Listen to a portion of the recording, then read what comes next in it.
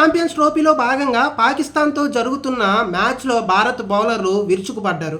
కేవలం 241 పరుగులకే పాకిస్తాన్ జట్టుని 49.4 బాళ్లలో ఆల్అవుట్ చేశారు. ముఖ్యంగా మనం చూసుకుంటే కుల్దీప్ యాదవ్ ఫామ్లోకి రావడం జరిగింది.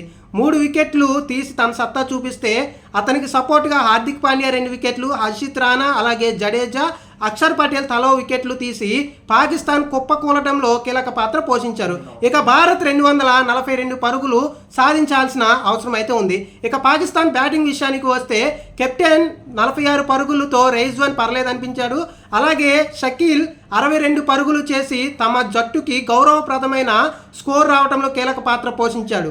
లాస్ట్లో షా కూడా మెరుపైన ఇన్నింగ్స్ అయితే ఆడటం జరిగింది. కాబట్టి భారత్ బ్యాటింగ్లో ముఖ్యంగా రోహిత్ శర్మ అలాగే శుభం గిల్తో పాటుగా విరాట్ కోహ్లీ అలాగే హార్దిక్ పాండ్యా, కేఎల్ రాహుల్ రాణించి విజయం సంపాదించాలని అయితే భారత్ అభిమానులు ఆశిస్తున్నారు. ఏం జరగబోతుంది అనేది మరికొద్ది గంటల్లోనే తేలిపోబోతుంది. కాబట్టి భారత్ ఖచ్చితంగా ఈ మ్యాచ్లో గెలిచి కోట్లాది మంది భారతీయులకు 8 సంవత్సరాల క్రితం జరిగిన అవమానానికి, వచ్చిన బాధకి, దుఃఖానికి, అన్నిటికీ కూడా ఈ మ్యాచ్లో గెలిచి తమ సత్తా ఏంటో చూపించాలని అయితే భారత్ ఫ్యాన్స్ అందరూ కూడా కోరుకుంటున్నారు. మరి ఏం జరగబోతుంది? రోహిత్ అలాగే కోహ్లీ వీళ్ళల్లో ఎవరైనా 50 లేదా సెంచరీ చేస్తారా అని వీళ్ళిద్దరు ఫ్యాన్స్ అయితే ఎదురు చూస్తున్నారు. థ్యాంక్ యూ అండి.